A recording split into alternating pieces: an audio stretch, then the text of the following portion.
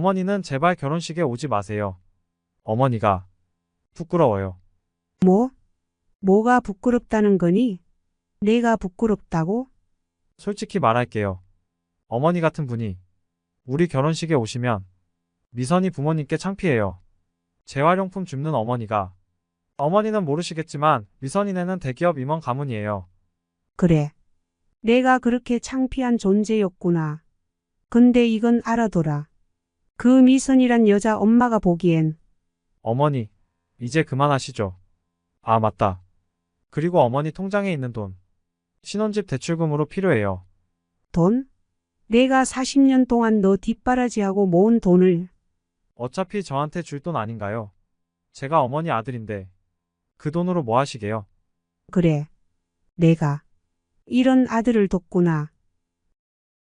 안녕하세요. 세상이 준 선물 당신의 이야기를 전하는 세월의 지혜입니다.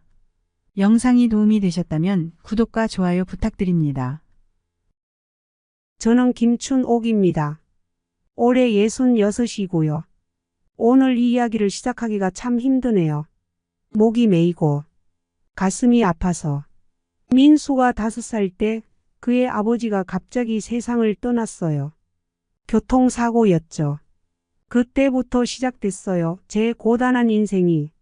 새벽 3시에 일어나 재활용품을 줍고 아침 6시부터 포장마차에서 일하고 저녁엔 식당 설거지를 했어요. 그래도 행복했어요. 민수가 잘 자라주니까. 엄마, 나 학교에서 1등 했어. 우리 아들 최고야. 오늘 저녁은 치킨 먹자. 그때만 해도 민수는 저를 자랑스러워했어요.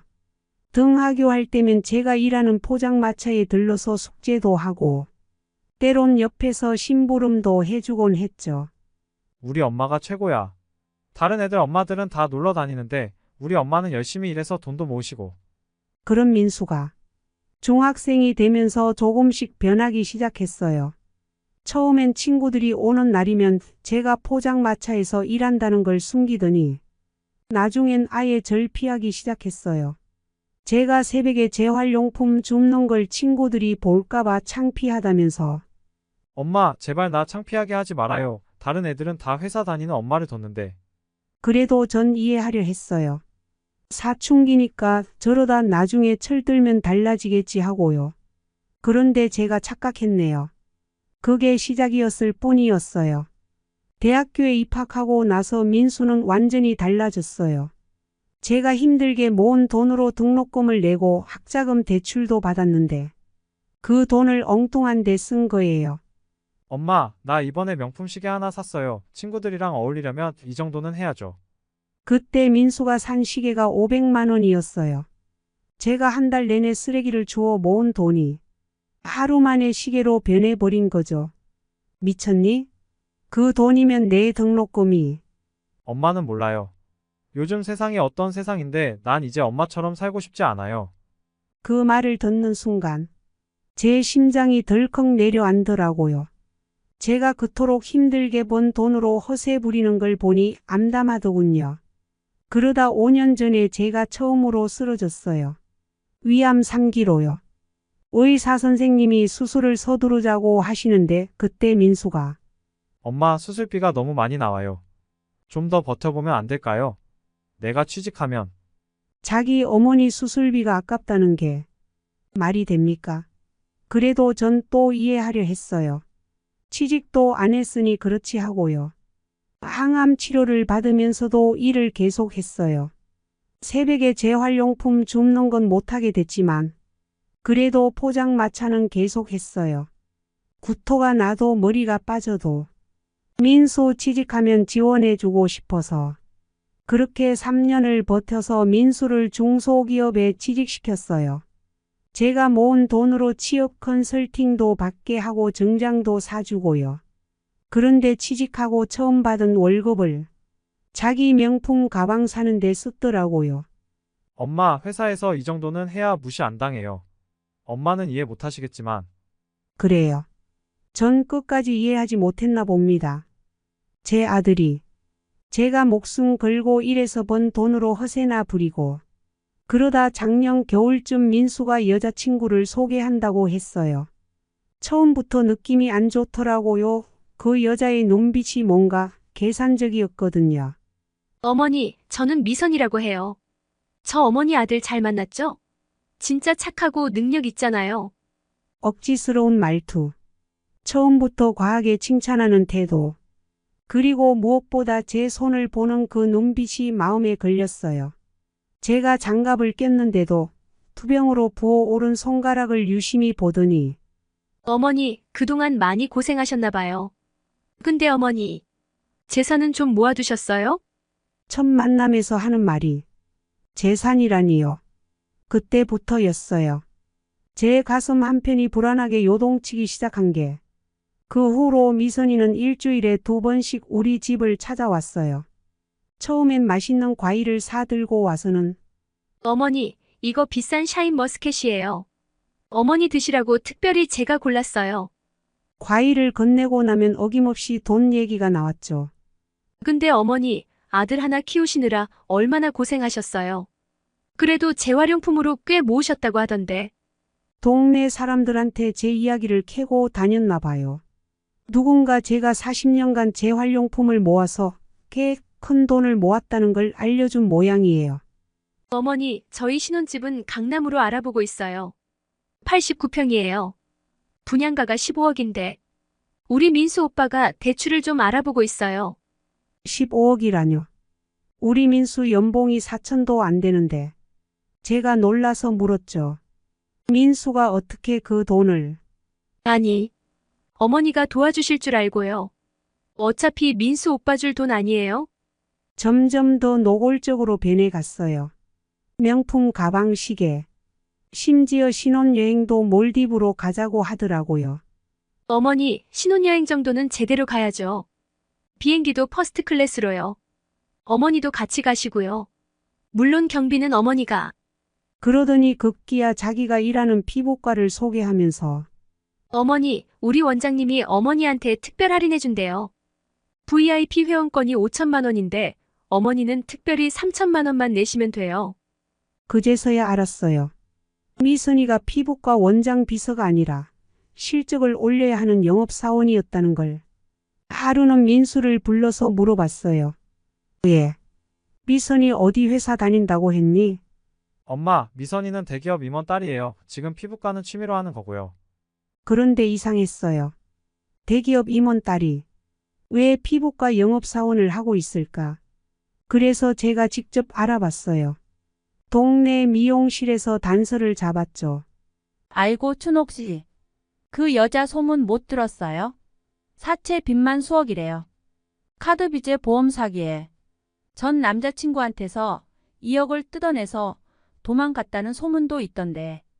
순간 머리가 띵했어요. 그런데 더 큰 충격이 기다리고 있었죠. 그날도 항암 치료를 받으러 가던 길이었어요. 휠체어를 타고 가다가 복도에서 한 남자가 쓰러지는 걸 봤죠. 아저씨 괜찮으세요? 제가 휠체어에서 일어나 부축하려는데 그분의 병원비 고지서가 바닥에 떨어졌어요. 이름이 눈에 들어왔죠. 김정웅. 미선이가 입에 올리던 대기업 임원 아버지의 이름이었어요. 죄송합니다. 돈이 없어서 치료도 못 받고. 간호사를 부르고 응급실로 모시고 그렇게 알게 된 분이었어요. 처음엔 그저 동병상련의 마음으로 도와드린 거였는데 혹시 따님이 미선이신가요? 병실에서 무심코 던진 제 질문에 그분이 놀라더니 한참을 울었어요. 아시나요? 제 딸. 알고 보니 대기업 임원이 아니라 회사 돈을 빼돌렸다가 걸려서 퇴직금도 못 받고 쫓겨난 사람이었어요. 거기다 횡령한 10억을 배상해야 한다고. 제발 이 사실을 미선이한테 말하지 말아주세요. 제가 딸한테는 아직도 임원이라고 속이고 있거든요. 그분의 눈빛에서 깊은 자괴감이 느껴졌어요. 딸이 돈 때문에 절 미워할까 봐. 그래서 지금까지 숨겨왔어요. 사실은 제가 병원비도 없어서 치료도 못 받고 있는데 그러다 그분이 갑자기 제 손을 잡더니 혹시 미선이가 돈 때문에 이상한 짓을 하진 않나요? 순간 등줄기가 서늘해졌어요. 아버지로서 자기 딸의 본성을 알고 계셨던 거죠. 전에도 돈 때문에 큰 잘못을 말을 끝맺지 못하시고 우시더군요. 그때 복도 끝에서 미선이의 목소리가 들렸어요. 아빠, 여기서 뭐 하세요? 미선이는 제가 그분의 손을 잡고 있는 걸 보더니 순간 안색이 창백해졌어요. 어머님 여긴 어떻게? 그날 이후 미선이의 태도가 더욱 거칠어졌어요. 제가 자기 비밀을 알게 될까봐 초조해했던 걸까요? 어쩌면 그때 미선이를 먼저 내쳤어야 했는지도 모르겠어요. 하지만 전 그때까지도 우리 민수의 선택을 믿고 싶었나 봅니다. 그런데 더 충격적인 건 따로 있었어요. 병원에서 나오는데 우연히 미선이 통화하는 걸 들은 거예요. 응, 그 할머니 돈 좀 있어. 40년 동안 모았다니까 꽤 될 거야. 암 투병 중이래. 금방 돈 물려받을 수 있을 것 같아. 결혼하자마자 돈 받아내서 우리끼리 써버리면 되지. 전화기 너머로 남자의 목소리가 들렸어요. 근데 그 돈으로 내 빚도 갚아주기로 했잖아. 당근이지. 내가 언제 오빠 안 도와준 적 있어? 이번에도 잘 될 거야. 그제서야 알았어요. 미선이에겐 동거남이 따로 있었던 거예요.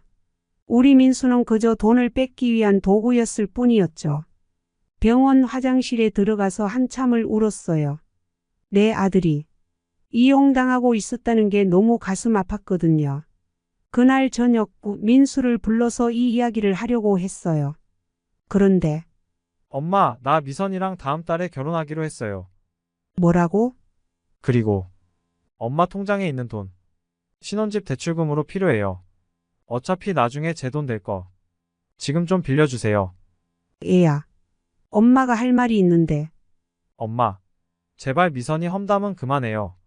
엄마는 왜 자꾸 우리 사이를 갈라놓으려고 해요? 돈도 안 주시려고 이런 말을 하시는 거예요. 그때 민수의 눈빛은 처음 보는 눈빛이었어요. 돈에 눈이 멀어 이성을 잃은 그런 눈빛. 알았어. 엄마가 평생 모은 돈이니까 결혼식 전에 줄게. 그렇게 약속했어요. 하지만 전 다른 계획이 있었죠. 결혼식 전날 밤새 앉아서 편지를 썼어요. 하객들에게 나눠줄 편지를 말이죠. 40년을 키운 아들의 결혼식에서 절연을 선언해야 하는 어머니의 심정을 써내려갔습니다. 그리고 미선이의 모든 증거도 준비했어요. 전 남자친구에게 사기친 내용, 현재 동거 중인 남자 사진, 피부과에서의 실적 내역, 심지어 미선이 아버지의 횡령 사건 신문 기사까지 준비했죠. 결혼식 당일 아침이 왔습니다. 어머니, 통장은 가져오셨죠? 미선이가 제 병실로 찾아왔어요. 항암 치료 중인 제게 돈 타령이었죠. 그럼 가져왔지. 역시 우리 어머님이세요. 결혼식 끝나고 바로 명의 이전하시는 거죠? 미선이의 눈이 반짝였어요. 마치 먹잇감을 발견한 하이에나처럼. 맞다. 어머니, 오늘 결혼식에는 안 오시는 게 좋을 것 같아요. 민수 오빠가. 어머니 오시면 창피하대요. 그래? 네, 어차피 돈만 주시면 되는 거. 굳이 오실 필요 없잖아요. 그 순간 제 마음속 마지막 망설임도 사라졌어요. 간호사의 도움을 받아 휠체어를 타고 결혼식장으로 향했어요. 하객들에게 나눠줄 편지 봉투를 무릎 위에 올려두고요. 결혼행진곡이 울리기 시작했습니다. 하객들은 멋진 신랑 신부의 입장만을 기다리고 있었죠. 하지만 그들은 몰랐을 거예요. 이 결혼식이 어떤 결말을 맞이하게 될지를요. 신랑 신부 입장. 음악이 울리고 민수와 미선이가 입장하기 시작했어요. 제 아들은 정말 멋있었어요. 평생 그렇게 잘 차려입은 모습은 처음 봤네요. 잠시만요. 제가 휠체어에서 천천히 일어났어요.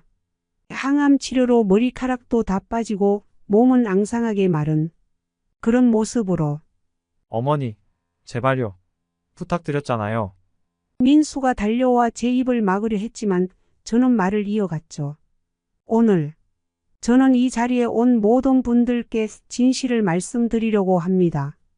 제 떨리는 목소리가 웨딩홀에 울려 퍼졌어요. 휠체어에서 천천히 일어서는데 온몸이 떨렸지만 제 의지만큼은 그 어느 때보다 강했죠. 이 결혼식은 사기극입니다. 순간 하객들 사이에서 술렁임이 일었고 민수가 헐레벌떡 달려왔어요. 엄마, 제발 그만해요. 부끄럽게 왜 이러세요? 여기서 이러시면 안 돼요. 부끄럽다고? 그래. 내가 보기엔 내가 평생 부끄러운 존재였지. 제 활용품이나 줍는 엄마가 창피했잖아. 하지만 오늘은 끝까지 말할 거야. 떨리는 손으로 준비해온 봉투들을 하객들에게 나눠드렸어요. 이 여자는 지금 이 순간에도 다른 남자와 불륜 관계입니다. 증거를 보시면 아실 거예요. 어머니, 그만하세요. 제발. 미선이가 제게 달려들려고 했지만 하객들이 이미 봉투를 열고 있었어요. 이게 뭐야? 어머나. 설마. 사진 속에는 미선이의 모든 것이 담겨 있었어요. 일주일 전 찍힌 불륜 현장, 카페에서 호텔에서, 심지어 어제도 그 남자를 만났다는 증거까지. 이건 다 조작이에요. 어머님, 어떻게 이러실 수가. 미선이가 오열하며 제 발 앞에 무릎을 꿇었어요. 연기하는 것처럼 보이는 그 눈물. 그런데 그 순간 예상치 못한 일이 벌어졌어요. 죄송합니다, 어머니. 민수가 갑자기 무릎을 꿇었어요. 사실, 전 알고 있었어요. 미선이의 불륜 사실을 일주일 전부터. 하객들 사이에서 탄식이 터져 나왔어요. 하지만 전 미선이를 사랑해요. 미선이도 이제 저만 바라본다고 약속했어요. 사람은 변할 수 있잖아요, 어머니. 제발, 우리 결혼을 허락해 주세요. 뭐? 내가 이런 사실을 알면서도 그 순간 제 머릿속이 하얘졌어요. 목소리가 떨려왔죠. 어머니 사람은 변할 수 있어요. 미선이도 이제 정말 잘못했다고 했고요. 어머니도 아버지 가시고 힘드셨을 때 저를 포기하지 않으셨잖아요. 저도 미선이를 포기할 수 없어요. 미선이가 눈물을 흘리며 제 손을 잡으려 했어요. 어머니, 제가 정말 잘못했어요. 이제 정말 민수 오빠만 바라볼게요. 예전에 저는 잊어주세요. 제발, 한 번만 믿어주세요. 순간 하객들 사이에서 작은 박수 소리가 터져 나왔어요. 누군가 용서해 주세요라고 외치기 시작했고 점점 더 많은 사람들이 거들었죠. 용서해 주세요. 새 출발을 시켜주세요. 사랑의 힘을 믿어주세요.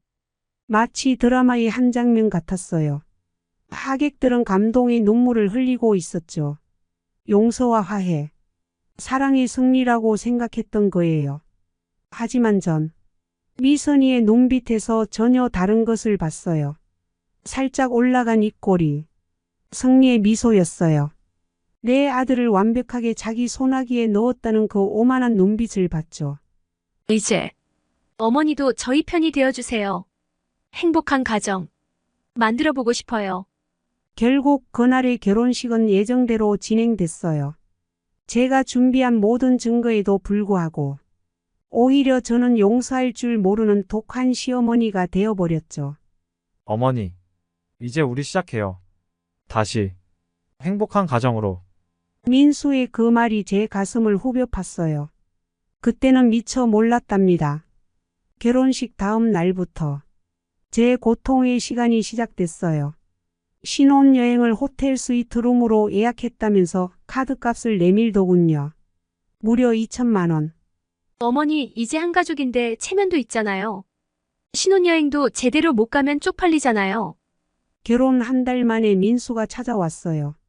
엄마, 제가 회사에서 돈을 좀 썼어요. 미선이가 임신한 것 같다고 해서. 임신축 하용 외제차 계약금을 넣었더군요. 알고 보니 9천만 원짜리 수입차였죠. 게다가 임신은 거짓말이었죠. 둘은 점점 더 큰 돈을 요구하기 시작했어요. 명품 가방, 시계, 가구. 한 달 생활비로 1,000만 원을 써도 모자란다고 적반하장도 유분수였죠. 어머니, 이러시면 안 되죠. 돈이 없으시다뇨. 통장에 얼마나 있는 건지. 우리도 알아요. 그러더니 어느 날 민수 고모까지 절 찾아왔어요. 민수 마누라가 그러는데 올케가 재산을 숨기고 있다며? 그래도 지금은 한 식구인데 그렇게 하면 쓰겠어? 알고 보니 미선이가 친척들까지 동원해서 저를 압박하고 있었던 거예요. 병원에선 더 심했어요. 항암 치료로 정신이 혼미한 상태에서. 어머님, 이거 사인만 해주세요. 주택담보대출 서류예요. 어차피 나중에 민수 오빠 거 될 거. 미리 좀 쓰면 안 될까요? 거절하자 둘이 태도가 돌변했어요. 이 할망구가 진짜 앞으로 얼마나 더 살아있을 건데 재산 그렇게 움켜쥐고 있다가 뭐하게. 병실에서 고성이 오갔죠. 암 환자가 돈이 뭐가 필요해요. 치료비도 우리가 내는데. 실제로는 치료비를 한 번도 내지 않았으면서 거짓말이 너무 기막혔습니다. 그러던 어느 날 담당 간호사가 절 찾아왔어요.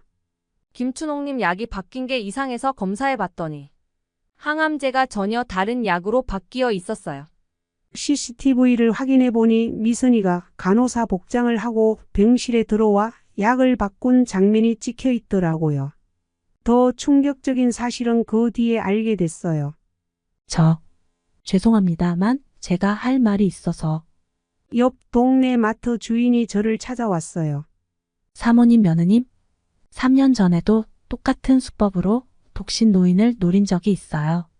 그때는 재산을 다 빼앗고 도망갔대요. 그 할머니는 결국. 그리고 며칠 뒤 민수 내외가 제게 음료수를 들고 왔어요. 어머님, 이거 기운 나시라고. 제가 특별히 구해온 거예요. 다행히 옆 병실의 김순자 씨가 그걸 발견했죠. 춘옥 씨, 절대 그거 드시면 안 돼요. 어제 이 며느리가 약사랑 뭔가를 주고받는 걸 봤어요. 경찰 검사 결과 치사량의 독곡물이 들어 있었대요. 그제서야 주변에서 충격적인 이야기들이 쏟아져 나왔어요. 그 여자 전에도 같은 수법으로 3명의 노인을 노렸대요. 보험금까지 타내려고 했다면서요. 다른 지역에서도 비슷한 사건이 있었대요. 이런 사실을 알게 된 후 민수를 따로 불러 물어봤어요. 너 이런 걸 알면서도. 민수의 대답은 차갑기 그지 없었어요. 에이, 엄마도 참. 그냥 돈 주시면 될 것을 이렇게 조사하고 캐물으시고. 그래서 뭐 어쩌시게요. 신고라도 하시게요. 어차피 엄마 돈은 제 돈 될 텐데 왜 이렇게 힘들게 사세요. 그냥 주시면 될 걸. 그 순간 제 심장이 멎는 것 같았어요. 이제 정말 돌이킬 수 없는 강을 건넜다는 걸 깨달았죠. 전 더 이상 지체할 시간이 없다는 걸 깨달았어요. 김춘옥 씨, 먼저 녹음기부터 설치하시죠. 이런 흔적은 꼭 남기셔야 합니다.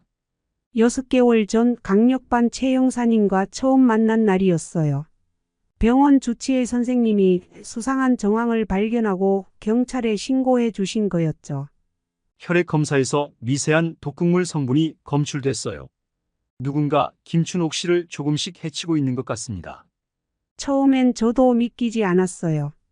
하지만 최 형사님이 보여주신 자료들. 이 여자가 맞으신가요?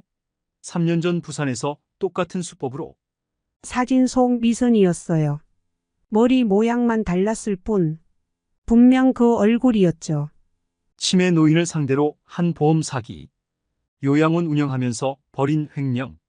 그리고 3건의 의문의 사망 사건 모두 이 사람입니다. 충격적이었죠. 정신을 꼭 붙잡았어요. 그리고 녹음기는 항상 제 베개 밑에 숨겨뒀죠. 거기에 민수 내외의 모든 협박과 욕설이 고스란히 담겼죠. 어머니가 돈을 안 내놓으면 다치시는 수도 있다고요. 사고? 뭐 노인들은 항상 일어나는 거 아니에요? 때로는 제가 직접 위험에 뛰어들기도 했어요. 어머니, 이 영양제 제가 특별히 구해온 건데. 아, 고마워. 근데 난 지금 물이 없어서. 제가 부어드릴게요. 그렇게 받아둔 음료수는 바로 경찰 증거물이 됐죠. 수사가 진행되면서 더 충격적인 진실이 드러났어요. 저희 어머니도 저렇게 당하셨어요. 처음엔 친절한 며느리인 척, 나중엔 재산을 다 빼앗고 결국 돌아가셨는데 그때 그 여자가 피해자 가족들이 하나둘 찾아오기 시작했어요. 부산, 대구, 광주, 전국 각지에서 말이죠. 체포 현장은 뉴스에도 나왔어요. 40대 여성 어씨 시어머니 독살 미수 혐의로 체포. 전국적으로 연쇄 범죄 정황 포착. 특종 보도가 이어졌어요. 효부 가면 쓴 연쇄 살인마. 전국 요양원 돌며 독극물 투입. 가족 가장한 사기단, 노인 재산 노려범행. 공범 10여 명 검거. 명문대 출신 며느리의 충격적 정체. 15년간 이어진 잔혹사. 그리고 가장 충격적인 사실이 드러났어요. 김미선 용의자 7년 전 친할머니도 독살했다는 증언 나와. 변호사 사무실 차려놓고 노인 재산 빼돌려. 전국 조직망 구축. 수사망이 좁혀지면서 민수도 공범 혐의를 받았어요. 알고 있었던 거 아닙니까? 아내의 전과, 수법, 모든 걸. 전 몰랐습니다. 정말 몰랐어요. CCTV에 찍힌 영상을 보시죠. 당신이 어머님 통장을 빼내려 한 장면. 이것도 모르셨다고요? 민수는 결국 불구속 입건됐어요. 회사에선 명예퇴직을 권고받았습니다. 이봐, 자네 뉴스 봤네. 아무리 그래도 자기 어머니를. 더 이상 다닐 수 없었던 거겠죠. 그리고 민수가 달라지기 시작했어요. 새벽 3시. 제가 늘 다니던 재활용품 수거 길에서 민수를 마주쳤어요. 엄마, 저예요. 까만 쓰레기 봉투를 들고 있는 민수의 모습이 마치 젊은 시절 제 모습 같았어요. 이제야 알겠어요. 엄마가 저를 위해 얼마나 힘들게 사셨는지. 경찰 조사실에서 미선이는 모든 걸 실토했어요. 그래요. 처음부터 노린 거예요. 재활용품이나 주워서 돈 모은다길래 쉬운 목표물이라고 생각했죠. 민수, 그냥 이용한 거예요. 돈에 눈이 멀어서 자기 어미도 팔아넘길 것 같은 놈이었으니까. 1심 재판. 미선이는 징역 25년을 선고받았어요. 살인 미수, 보험 사기, 상습 사기, 그리고 존속살인 미수까지. 민수는 집행유예 3년. 그리고 저는 모든 재산을 정말 기부하기로 했어요. 하지만 이번엔 다른 이유에서였죠. 어머니, 제가 정말 죄송합니다. 매일 아침 민수는 제 병실 앞을 서성이다 갔어요. 처음엔 문도 열지 않았죠. 1달, 2달. 민수는 포기하지 않고 찾아왔어요. 어느 날은 제가 재활용품 줍는 길에 따라 나서더니 제 카트를 밀어주겠다더군요. 처음엔 거절했지만 그래도 한 발자국씩 마음의 문이 열리기 시작했나 봐요. 이거 엄마가 40년 동안 하신 일이에요. 허리도 아프고 무릎도 아프고 근데도 절 위해서. 민수의 눈에서 눈물이 흘렀어요. 새벽 4시. 영하 10도의 칼바람을 맞으면서도 묵묵히 카트를 밀더군요. 저기, 춘옥 씨. 동네 슈퍼 주인이 민수를 보더니 놀라워하셨어요. 아들이 많이 달라졌네요. 어제는 그 양반이 혼자 와서 쓰레기 분리수거도 도와주고. 알고 보니 민수가 퇴근하고 밤마다 동네를 돌면서 재활용품을 수거하고 있었더라고요. 엄마, 전 이제 깨달았어요. 돈이 전부가 아니란 걸. 제가 이제라도 효도하고 싶어요.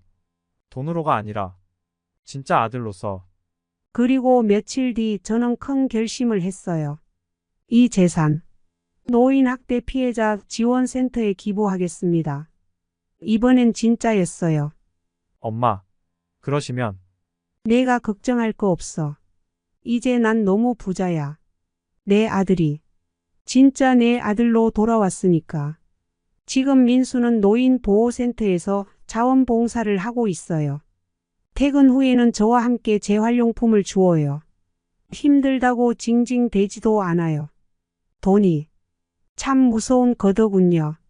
부모 자식 간의 정을 끊어놓고 살인도 부추기고 그래도 전 믿어요. 잠시 돈에 눈이 멀었더라도 결국 사람의 마음은 돈보다 더 값진 것을 찾게 된다는 걸 저는 요즘 비슷한 처지의 부모님들을 많이 만나요. 그분들에게 이렇게 말씀드립니다. 돈 때문에 자식을 잃지 마세요. 하지만 자식 때문에 목숨을 잃지도 마세요. 우리는 현명해질 필요가 있습니다. 세상에는 아직도 수많은 미선이가 있을 거예요. 하지만 더 많은 민수가 결국에는 참된 길을 찾을 거라 믿습니다. 제 아들처럼 지금도 매일 새벽 저는 민수와 함께 카트를 밀어요. 이제는 그 길이 이전처럼 춥고 힘들지만은 않네요. 왜냐하면 진정한 가족의 의미를 다시 찾았으니까요. 여러분, 오늘도 어디선가 자식 때문에 가슴 아리하는 부모님들이 계실 거예요. 혹시 지금 이 영상을 보고 계신다면 부디 현명한 선택을 하시길 바랍니다. 자식이라는 이유로, 사랑한다는 이유로 목숨까지 내어주려 하시진 마세요. 김춘옥 님이 겪은 이 이야기가 힘들어하시는 부모님들께 작은 도움이 되길 바라며 끝으로 한 말씀 드리고 싶습니다. 돈은 잃어도 다시 벌면 되지만 목숨은 한번 잃으면 다시 돌아오지 않습니다.